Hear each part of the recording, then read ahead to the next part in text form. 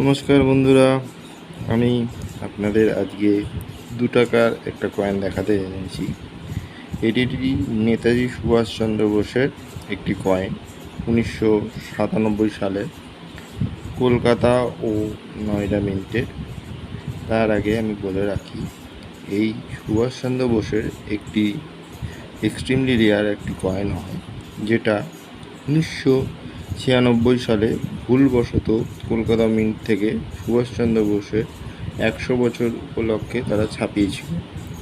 সেটি বর্তমানে মার্কেটে একটু দাম বেশি হয়, কিন্তু এই কয়েনটি যেগুলি 1997 সালে কয়েনগুলি ছাপা হয় সেগুলি স্কেয়ার কয়েনের মধ্যে পড়ে।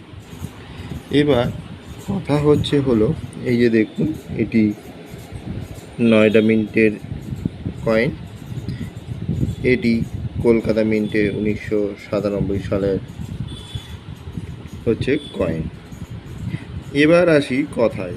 এইবার এই কয়েনগুলোই কলকাতা এক্সিবিশন 2025-এ, যেটি এই 2-3 দিন আগেই হয়ে গেল, আজকে 31 তারিখে আমি ভিডিও করছি। এইবার এই কয়েনগুলোই অনেকে নিয়ে গেছে ওই এক্সিবিশন হলে বিক্রি করতে। এইবার তারাও ভেবেছে যে ওই কয়েনগুলোর মূল্য অনেকে বেশি। এবার কি হয়েছে, সেইগুলো ওখানে নিয়ে গিয়ে তারা অনেকেই জানে না যে কোন কয়েনগুলো বেশি দামে বিক্রি হয় বা না হয়, এবং যাদের কাছে বিক্রি করতে নিয়ে গেছে তারা সেই কয়েনগুলো নেয়নি।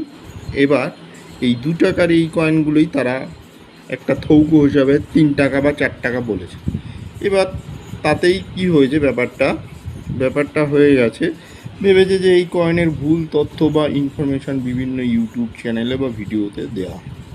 প্রথম কথা আমি বলে রাখি, আমি আপনাদের কিন্তু প্রথম থেকেই এই ইনফরমেশান ভিডিও দিই, এবং কয়েনের কোনো দাম বা উল্লেখ সম্পর্কে আমি কোনো কিছুই আপনাদের তথ্য দিই না, কারণ জানি যে আপনারা ইউটিউব বা বিভিন্ন ভিডিওতে কয়েক লাখ টাকা এই টাকা এইসবের ভিডিও দেখে দেখে অভ্যস্ত হয়ে গেছে।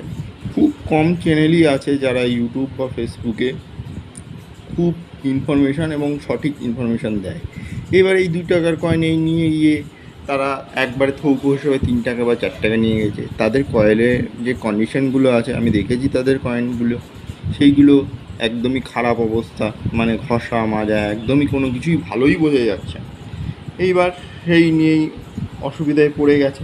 এবার ব্যাপারটা হলো, তারা নিয়েও গেছে কোনো ক্যাপসুলে নেই বা কয়েন কোনো কভারে নেই যে তাদেরটা নেবে, একবারে সব 1 টাকা 2 টাকা 50 পয়সা 5 টাকার কয়েন নিয়ে ওখানে গেছে। এবার তাদের মধ্যেও অনেকে